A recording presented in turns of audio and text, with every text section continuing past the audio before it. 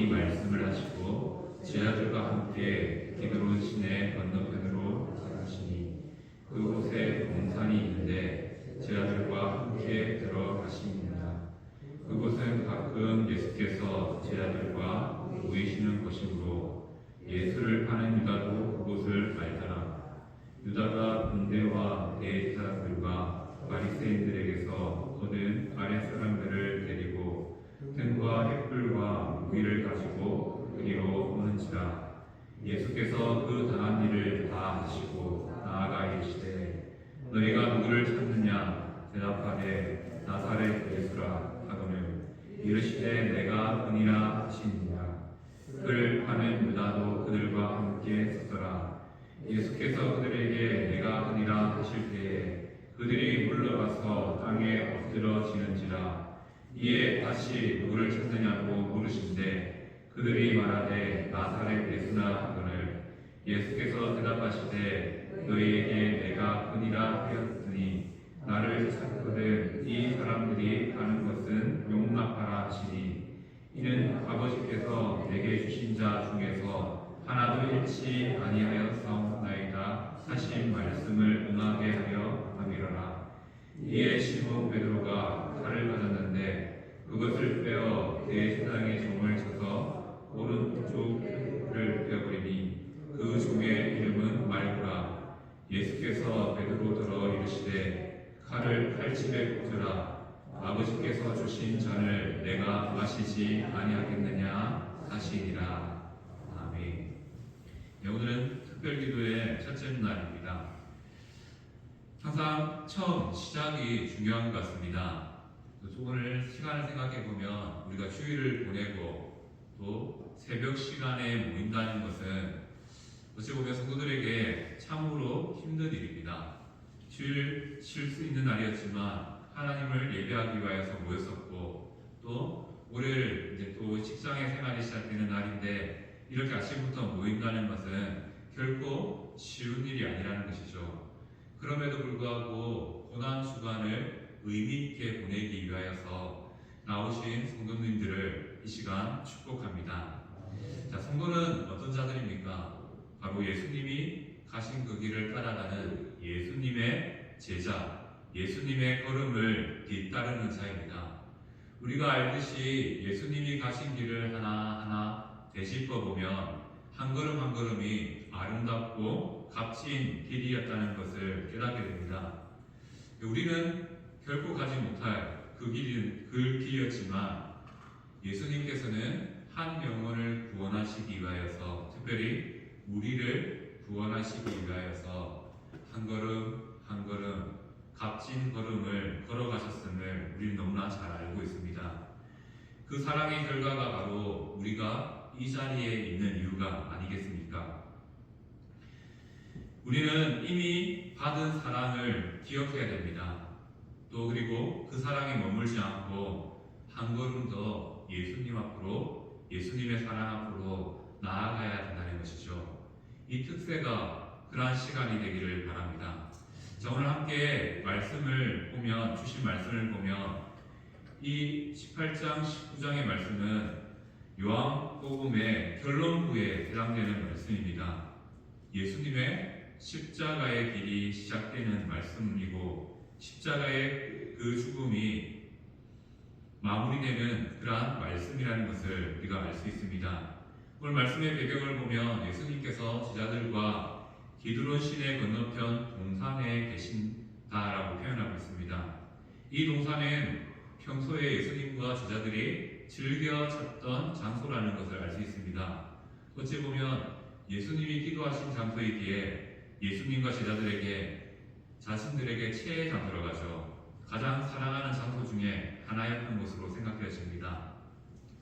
우리가 잘 알고 있는 겟세마네 동산이라고 하죠. 당연히 제자였던 유다도 이 장소를 너무나 잘 알았죠. 예수님과 제자들은 늘 기도로 또 모임의 장소로 이 자리를 선택하여서 모였기 때문에 유다도 예수님이 어디 있을까 고민하지 않고 바로 이곳으로 달려올 수 있었습니다. 그런데 문제는 무엇입니까? 유다가 예수님을 잡기 위해서 많은 사람들을 이끌고 왔습니다. 그 사람들은 누구입니까? 로마 군대 대제사장 바리새인 그 사람들의 아랫사람들 하수인들을 데리고 예수님을 잡으러 왔습니다. 자료에 통하면 한 200명의 사람이 예수님을 잡으러 왔다라고 말하고 있더라고요. 그만큼 큰 무리가 예수님을 붙잡기 위해서 나왔습니다. 이 일을 우리가 생각해 보면 좀 재밌습니다. 왜 재밌냐면 유대인들에게 로마인은 늘 원수와 같은 자들이고 이방인이고 그래서 연합할 수 없고 동조할 수 없는 무리입니다. 그런데 오늘 말씀에 예수님을 붙잡는 일 앞에서는 로마의 군대와 유대인들, 불신 유대인들이 연합하는 이상한 모습을 보게 됩니다. 악한 일 앞에 유대인들이 중하던 로마와 손을 잡았다라는 것은 좀 특이한 모습이 아닐까 생각해 봅니다. 또 다르게 생각해 보면 악한 일에는 이렇게 연합하는 일이 참 쉽다라는 것을 생각해 봅니다. 로마와 불신 유대인은 이렇게 연합하여서 예수님을 십자가로 몰게 됩니다. 그리고 로마와 불신 유대인들은 앞으로 예수님 이후에 펼쳐질 초대교회에서도 늘 성도들을 위협하는 두 대적이 되게 됩니다. 이후에도 계속 두 집단의 연합을 통해서 교회는 방해받고 박해받고 핍박받게 된다는 것이죠. 그렇게 오늘 특이한 연합의 모습이 예수님을 잡는 일 앞에 등장합니다. 그리고 예수님을 잡으러 온 사람들은 밤에 찾아왔다, 어둠 속에 왔다는 것을 잘 알고 있습니다. 이들은 빛이신 예수님을 알아보지 못했기 때문에 어둠에 속한 자로서 나타났다는 것을 우리가 오늘 말씀을 통해서 알 수 있습니다. 자, 이렇게 예수님을 잡으러 온 이 사건들, 이 현실을 예수님은 다 아셨다라고 고백합니다. 그럼에도 불구하고 예수님은 우리들에게 누구를 찾느냐라고 질문하시죠. 그래서 우리가 나사렛 예수를 잡으러 왔다라고 말합니다. 예수님은 그 질문 앞에 말하죠. 내가 그인이라라고 말씀하십니다. 이 말씀에 신적인 위험이 등장합니다. 예수님을 잡으러 온 자들이 예수님이 내가 그인이다라고 하니까 어떤 일이 납니까? 그 말씀을 듣고 그 자리에 꼬꾸라지게 됩니다. 성경을 보면 뒤로 물러가 땅에 엎드려졌다라고 말씀하고 있습니다. 예수님을 잡으러 온 사람들이 예수님 앞에 있는데 예수님이 당당하게 내가 크다라고 말하니까 어떤 일이 일어납니까? 그 예수님의 말씀의 위험 때문에 잡으러 온 사람들이 그 자리에 주저앉게 되는 꼬꾸라지는 일들이 일어났다는 것이죠. 이만큼 예수님은 능력이 있고 위험이 있는 분입니다. 하지만 그 힘을 사용하지 않으시고 오히려 잡으러 무리들의 손에 넘겨져 예수님이 가야 될 그 길을 걸어가셨습니다.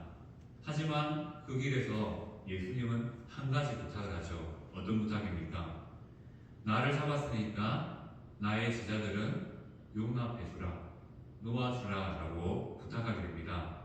왜 그렇게 말씀하셨습니까? 9절 말씀은 이렇게 하신 이유가 아버지께서 내게 주신 자 중에서 하나도 잃지 않기 위함이었다라고 말씀하고 있습니다.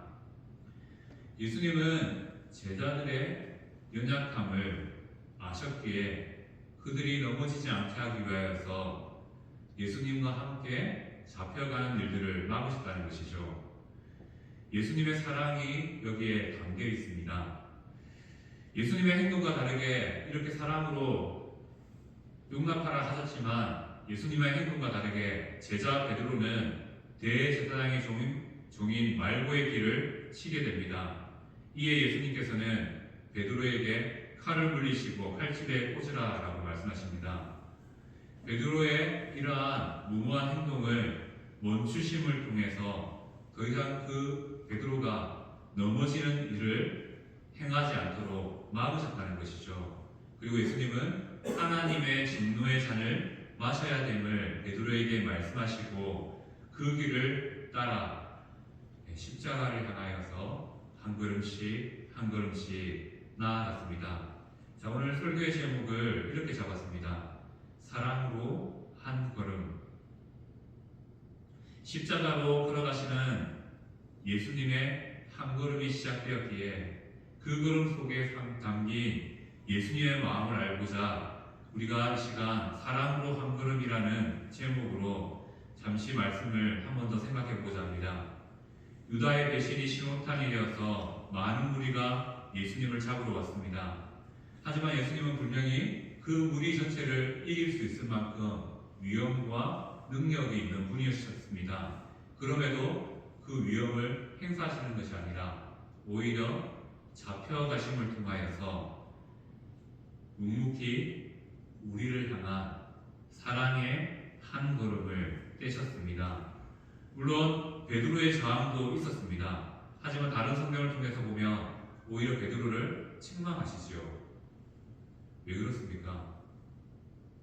같이 잡혀가서 혹여나 베드로가 예수님을 부인할 때 완전히 예수님으로부터 돌아설까봐 예수님께서 그 일을 막으셨다는 것입니다. 그것뿐만 아니라 제자들도 혹여나 함께 잡혀갔다가 완전히 예수님으로부터 뒤돌아서는 일들이 발생할까봐 이들을 풀어달라고, 이들은 놓아달라고 군대들에게, 잡으러 온 사람들에게 부탁하게 됩니다. 자, 예수님이 잡혀가시고 죽음을 선언하기까지 모든 일들을 보면 불의와 불법이 가득합니다. 바르지 못함이 가득합니다. 그럼에도 불구하고 예수님께서는 그 길을 걸어가셨습니다. 이유는 간단하죠. 예수님이 죽어야 우리가 살기 때문입니다. 이것이 바로 예수님이 떼신 첫걸음, 우리를 사랑으로 품으신 한 걸음이십니다. 오늘 본문에서 예수님은 제자들을 너무나 사랑하셨죠. 그래서 9절 말씀처럼 아버지께서 내게 주신 자 중에 하나도 잃지 않기를 바라는 마음을 표현하셨습니다. 이렇게 예수님께서는 자신은 십자가로 나아가시지만 제자들을 향하여서 용납의 한 걸음을 떼셨고 사랑의 한 걸음을 떼셨습니다. 그 이유는 간단합니다. 우리의 연약함을 누구보다 잘 아시는 분이 예수님이시기 때문입니다. 오늘 이 시간 이 짧은 말씀을 통하여서 예수님께서 우리에게 말씀하시지요.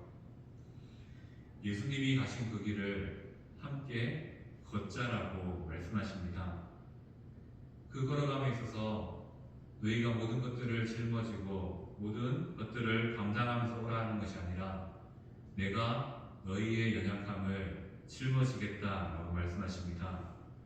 예수님은 우리를 잃지 않기 위해서, 한 영혼도 잃지 않기 위해서 오히려 우리가 짊어져야 될 모든 일들을 대신 지겠다라고 선언하십니다. 예수님은 오늘 이 시간 말씀을 듣는 우리에게 우리의 평생을 통하여서 우리의 믿음이 잃지 않기를 원하십니다. 더 나아가서 예수님을 결코 떠나지 않기를 원하십니다. 바로 십자가가 그 사랑의 그 표현의 증거라는 것이죠. 자, 오늘 예수님이 가신 십자가의 첫걸음은 우리를 용납하신 길입니다. 우리의 연약함을 사랑으로 풀어주신 한 걸음이십니다. 이 시간 이 길을 같이 걷지 않겠냐라고 예수님께서 우리에게 질문하십니다. 이 시간 우리의 모든 것을 용납하신, 우리의 연약함을 품으신 예수님의 사랑을 한번 되새시기를 바랍니다. 그리고 그 용납의 사랑으로 부족하지만 우리 역시 사랑으로 한 걸음을 뗄 수 있는 오늘이 되기를 소망합니다. 내 삶에 오늘 부족함이 있지만 그래도 예수님을 닮아가고자 용납하는 그런 모습으로 하루를 살아가는 그런 복됨이 있기를 축복합니다.